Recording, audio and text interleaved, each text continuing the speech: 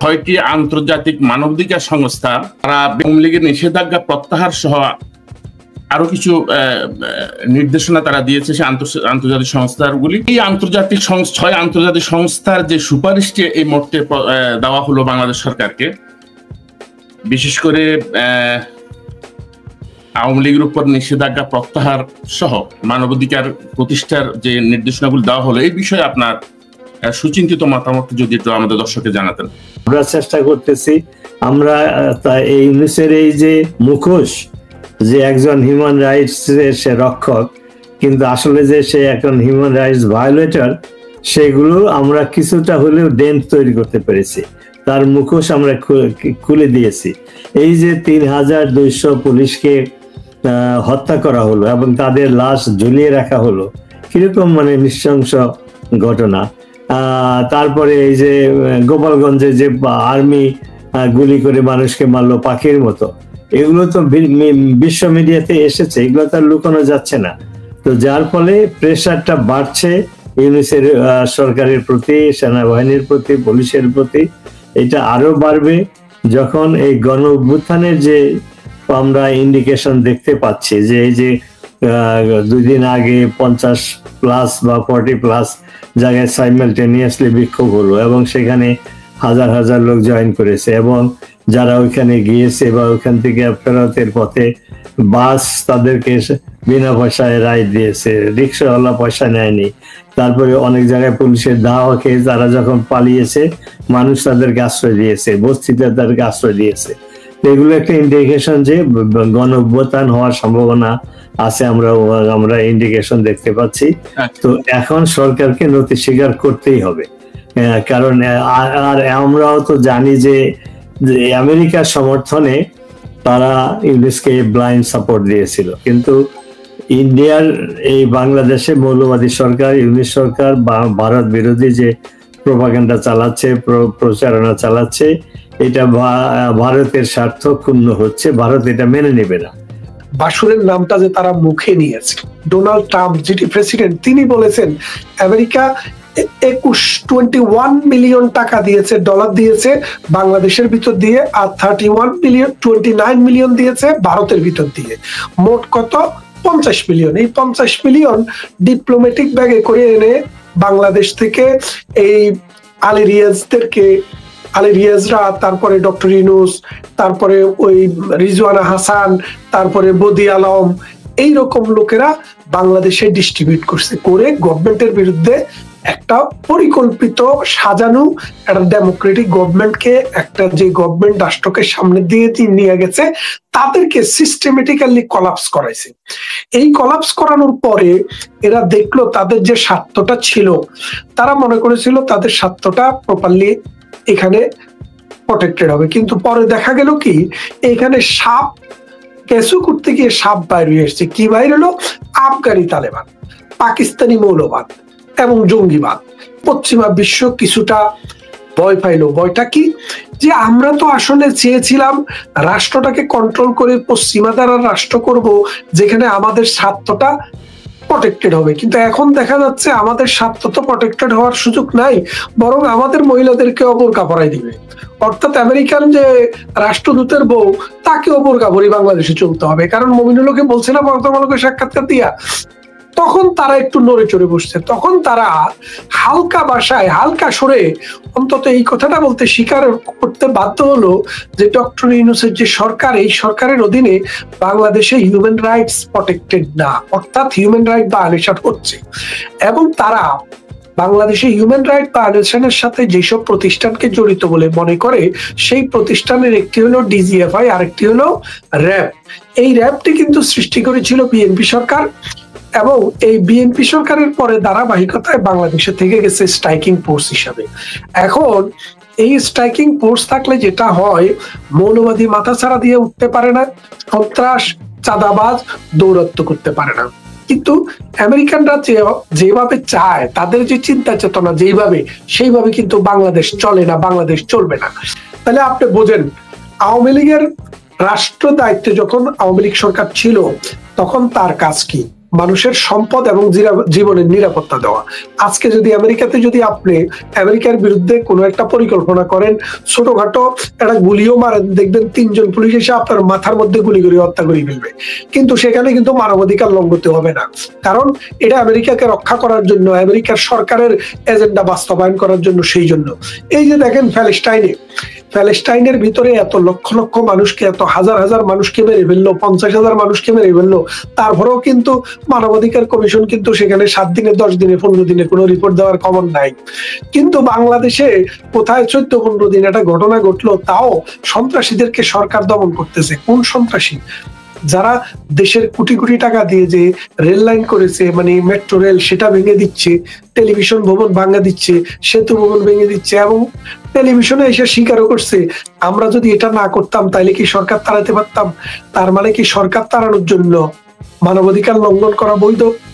আপনি আমাকে এই জিনিসটা বোঝান যে আপনি সরকার তাড়াবেন, আপনি আন্দোলন করে সরকার তাড়াচ্ছেন, কিন্তু সরকার তাড়ানোর জন্য আরেকজনের জীবন আপনি নাশ করে দেবেন, এটা তো সম্ভব না। বাংলাদেশের সংবিধান, বাংলাদেশের ক্রিমিনাল প্রসিডিউর রুল, বাংলাদেশের সমস্ত আইন এবং বিধি সরকারকে এম্পাওয়ার করেছে। যদি জনগণের জীবন, মানুষের সম্পদ এবং জীবন যদি আক্রান্ত হয়, তাহলে গুলি চালানোর নির্দেশনা রয়েছে। সুতরাং এখানে কোনো ধরনের মানবাধিকার লঙ্ঘিত হয়নি, এখানে কোনো ধরনের আইন ব্রিচ হয়নি, কোনো অপরাধ হয়নি। বাথরুম পাইছে, বসে যাচ্ছে রাস্তার পাশে, কিন্তু তারপরেও কলা গাছ পাইলে কলা গাছের ডাগা দিয়ে একটু টাইনা ধরে যে না, একটু মানুষে কম দেখুক। এটা সেরকম আর কি, যে যা কিছু তো করতে পারতেছি না, বলতে পারতেছি না, আমার বাবা ইউনূসরা বসাই দিছি আমেরিকার স্বার্থ রক্ষা করার জন্য, এখন অন্তত এই কথাটা বলি যে না, কিছু মানবাধিকারের লঙ্ঘন হয়েছে। তারপরেও আমি তাদেরকে ধন্যবাদ জানাই বাসুরের নামটা যে তারা মুখে নিয়েছে। ভলগার তুর্ক, সে যে কল করে সেনাবাহিনীকে সতর্ক করেছিল যে তোমরা জনগণের বিরুদ্ধে যাবে না, সরকারের পক্ষে যাবে না, তাহলে তোমরা চাকরি হারাবে ইউনাইটেড নেশনসে, এটা তার কোনো অধিকার ছিল না। তারপরে যে রিপোর্টটা সে তড়িঘড়ি করে বের করেছে, it has become a kind of his personal report. ইউনূসের সাথে তার দেখা হয়েছে, এই রিপোর্ট প্রকাশ করার আগে তড়িঘড়ি করে সে শুধু এক পক্ষের ইন্টারভিউ নিয়ে এই রিপোর্টটা করেছে। 1400 লোক মারা গিয়েছে সে রিপোর্ট দিয়েছে, অথচ সরকার বলছে যে 700-র মতো লোক মারা গিয়েছে। এবং সেগুলো আমরা এখন জানি যে ষড়যন্ত্রকারীরা বা যারা সন্ত্রাসী কর্মকাণ্ড করেছে তারা এই কাজগুলো করেছে। ভিডিওতে দেখা যাচ্ছে পুলিশ ওইখান থেকে চলে যাচ্ছে, হঠাৎ করে একটা মানুষ পড়ে যাচ্ছে গুলি খেয়ে, এটা আসলে স্নাইপারের গুলি। তো এগুলো প্রমাণ হচ্ছে যে এই যে লোক মারা গিয়েছে, এগুলো ইউনাইটেড নেশন যে রিপোর্টটা দিয়েছে এটা বায়াসড। এবং ডক্টর হাবিব মিল্লাত গত মাসে জেনেভাতে ওয়াকারের সাথে ভলকারের সাথে দেখা করতে চেয়েছিল, সে অনুপস্থিত ছিল। তার যে অ্যাসিস্ট্যান্ট তার সাথে দেখা করে এই রিপোর্টটাকে চ্যালেঞ্জ করেছে, এবং এই রিপোর্টের প্রথম পাতায় লেখা আছে যে this is a incomplete report, কারণ this is not a audited report. United নেশনসের যে কোনো রিপোর্ট সেটা অডিটেড হয়, অর্থাৎ ভেরিফাইড হয়। এটা একটা জাস্ট ওয়ান সাইডেড। তো সেটা কিন্তু ওই মিল্লাত ওখানে গিয়েছিল, ওইটা স্টাডি করেছে বলে জানে, সাধারণ মানুষ তো জানে না। সরকারের পক্ষে এবং আওয়ামী লীগ বিরোধী মুক্তিযুদ্ধের তারা বলে বেড়াচ্ছে ইউনাইটেড নেশনস এর রিপোর্টে শেখ হাসিনা অপরাধী, সে 1400 লোককে মেরেছে। তো সবকিছু হলো একটা ষড়যন্ত্রের অংশ। তারা বাংলাদেশের স্বাধীনতা নস্যাৎ করার জন্য বাংলাদেশটাকে প্রয়োজনে তারা কয়েক ভাগ করতে রাজি আছে। যেমন এই সরকারের উপদেষ্টা, পররাষ্ট্র উপদেষ্টা বলেছে যে আমাদের 150 মাইল বা 170 মাইল বর্ডার আমাদের কন্ট্রোলে নয়, বিদেশিদের কন্ট্রোলে। চিটাগাং পোর্ট দেওয়ার কথা শুনলাম, এখন শুনি তার সাথে আরো 3টা পোর্ট, মংলা পোর্ট এবং আরো দেওয়া হয়ে গেছে, 30 বছরের চুক্তি হয়ে গেছে। এয়ারপোর্টের যে আগুনটা যে ক্ষতি হলো, সেটার মাধ্যমে সেই রূপপুরের পাওয়ার, নিউক্লিয়ার পাওয়ারের যে ইকুইপমেন্ট গুলো এসেছিল রাশিয়া থেকে, সেগুলো পুরো ছাই হয়ে গেছে। এখন আলোচনা হচ্ছে যে এটাকে বিদেশিদের হাতে দেওয়া হবে, এই ধরনের ষড়যন্ত্রের জন্য আগুন ওখানে লাগানো হয়েছে। তো সমস্ত কিছু মিলে বাংলাদেশের স্বাধীনতাকে ধ্বংস করার জন্য, দেশটাকে বিদেশি শক্তির দখলে নেওয়ার জন্য এই 4 আগস্ট বা 4 জুলাইয়ের যে ঘটনাগুলো ঘটিয়ে বাংলাদেশের এই বর্তমান অবস্থার সৃষ্টি করা হয়েছে, এটা একটা ষড়যন্ত্রের অংশ। এবং এর সাথে ছিল ইউনাইটেড নেশন জড়িত, এর সাথে ছিল ইউরোপিয়ান, কারণ আমেরিকা যেদিকে যায় ইউরোপিয়ান কান্ট্রি ইউনাইটেড নেশনস সেদিকে যায়। তো তারা তাদের যে শেষ যে কি ইচ্ছা, যে ষড়যন্ত্রের যে শেষ পর্যায়ে কি হবে সেটা আমরা জানি না। তো এখন আমি শেষ করছি, আরেকটা পয়েন্ট করি, সেটা হলো যে এই সরকার ক্ষমতা এসেই জাস্টিস সিস্টেমকে ধ্বংস করেছে। যে বাপ ডক্টর ইউনূসের যে আব্বা, তারা হচ্ছে আমেরিকা বহু চেষ্টা করছে বাংলাদেশের উপরে একটা ছড়ি ঘুরাইতে, কিন্তু শেখের বেটি যখন ক্ষমতায় ছিল আমেরিকা ইঁদুরের মতো ছিল। আমেরিকার আপনি জানেন যুদ্ধাপরাধীদের যখন বিচার হওয়ার পর তাদের বিচার বন্ধ করে দেওয়ার জন্য হিলারি ক্লিনটন ফোন দিয়েছে শেখ হাসিনাকে। শেখ হাসিনা বলে তার ফোন ধরার আমার সময় নাই, এটা আমার স্বাধীন দেশ, এই দেশ চলবে এই দেশের আইনে, এই দেশের আইনকে দিয়ে তোমরা কোনো ছড়ি ঘুরাতে পারবা না। সেই নেতা কি আর ইউনূসকে তো নোবেল প্রাইজ দেওয়াই হয়েছে আমেরিকার স্বার্থ সংরক্ষণ করার জন্য। আমেরিকায় ডক্টর ইউনূস সারা বছর করলো সুদের কারবার আর নোবেল পাইলো শান্তিতে। আপনি ব্যাপারটা বোঝেন। এখন এই কথাটা যদি আপনি একবার চিন্তা করেন যে কাজ করলো সুদের, কারণ সুদের উপরে নোবেল না দিয়ে তাকে শান্তির উপরে নোবেল দিচ্ছে, কন্ত কোন জায়গায় যুদ্ধ থামাইছে উনি? পৃথিবীর কোনো একটা মনে করেন 2টা দেশে যুদ্ধ হচ্ছে অথবা কোনো একটা উপজাতীয় যুদ্ধ হচ্ছে, উনি যে নেগোসিয়েশন করে শান্তি চুক্তি করে দিছে, এরকম কোনো ঘটনা কি আছে? নাই। বরং শেখ হাসিনা করেছেন। কোথায়? পার্বত্য শান্তি চুক্তি করেছেন, 10 লাখ রোহিঙ্গাকে জায়গা দিয়েছেন। কিন্তু ইউনূসের তো এর কিছু নাই। তাহলে ইউনূস নোবেল পাইছে কিভাবে? ইউনূসকে নোবেল দিছে আমেরিকা। আমেরিকা এখন বাংলাদেশে যখন ঢুকেছে, এই বাংলাদেশটাকেও মুসলমানি করাইয়া ছাড়বে। কথা বুঝছেন? ওই যে বাংলাদেশকে এখন মুসলমানি করাইতে এমন একটা অবস্থায় নিয়ে গেছে, এই আমি তো শুনছি ছোটবেলায় মুসলমানি করে, এখন 70 বছর বয়সেও মুসলমানি করা শুরু করছে। তো এই অবস্থা যদি চলতে থাকে, দেশ প্রতিদিন নিচের দিকে চলে যাবে। আপনি দেখেন মৌলবাদী চক্রের যে অবস্থা বাংলাদেশে এখন, মানুষ একটা দিনে 24 ঘন্টা নাইট শিফট এবং ডে শিফট, 2টা শিফট থাকে মানুষ কাজ করার। এখন বাংলাদেশ 12 ঘন্টার দিন হয়ে গেছে, কারণ 12 ঘন্টা পরে, সন্ধ্যার পরে কোনো নারী, কোনো শিশু, কোনো নিরীহ মানুষ রাস্তায় বেরোতে পারে না, তারা কর্ম করতে পারে না। তার মানেটা কি দাঁড়াচ্ছে? প্রোডাক্টিভিটি অর্ধেক নেমে গেছে। আমাদের যে জিডিপি 400 বিলিয়ন হলো আমাদের জিডিপি। শেখ হাসিনার আমলে জিডিপি গ্রোথ, মানে টোটাল জিডিপি না, শুধুমাত্র প্রতি বছর 1 বছর থেকে আরেক বছরে যাওয়ার সময় আমাদের যে গ্রোথ হইতো 1 বছরে, সেই গ্রোথের পরিমাণ ছিল 400 বিলিয়ন। এখন ডক্টর ইউনূস সেটা অর্ধেক করে ফেলছে, এটা হলো 200 বিলিয়ন। তাহলে একটা দেশের ভ্যালু প্রতি বছর ডক্টর ইউনূসে কমাচ্ছে 200 বিলিয়ন।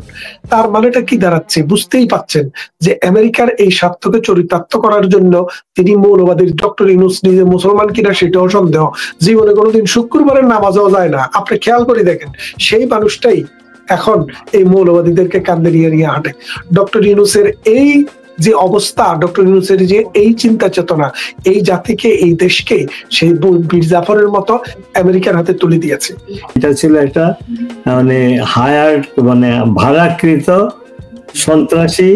ইউনূস হাসিনা সরকারকে পতন ঘটিয়েছে, আন্দোলন করে এরা ঘটাতে পারে না। এখান কাছে জয় আমাদের হবেই, এই দৃঢ় বিশ্বাস আমার আছে। ধন্যবাদ আপনাকে। আমি সর্বশেষ প্রশ্ন চলে যাচ্ছে ব্যারিস্টার মনিরুল ইসলাম। আপনি খুব সংক্ষেপে যদি বলেন, আমাদের সময় শেষ।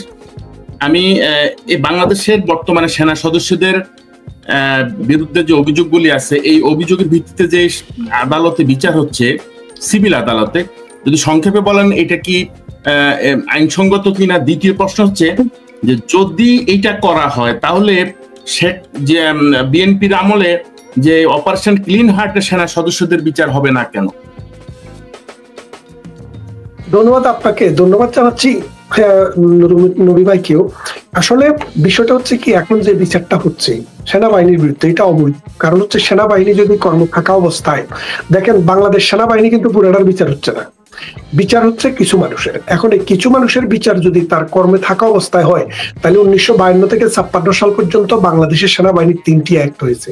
এই সেনাবাহিনীর অ্যাক্টে হবে, সেখানে মার্শাল কোর্ট আছে, সেখানে বিচার হবে। তারা তো ব্যক্তিগতভাবে কাউকে হত্যা করতে যায়নি।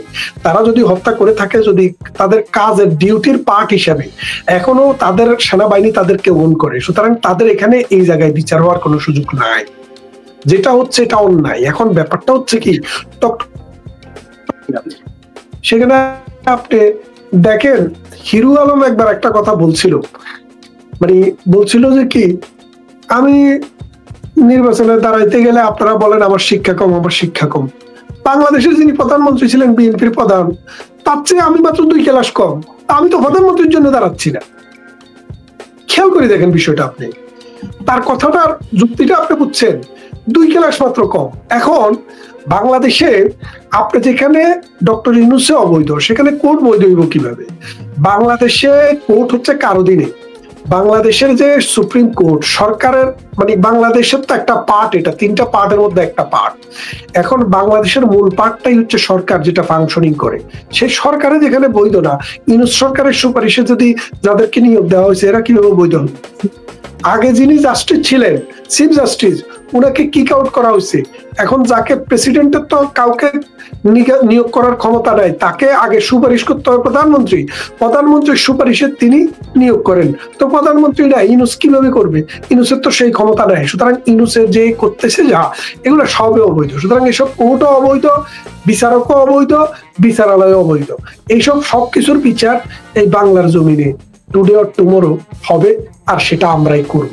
আপনারা দেখবেন এই জাতির কাছে, নতুন প্রজন্মের কাছে, মানুষের কাছে এটা আমাদের অঙ্গীকার এবং প্রতিশ্রুতি। ধন্যবাদ, ভালো থাকবেন।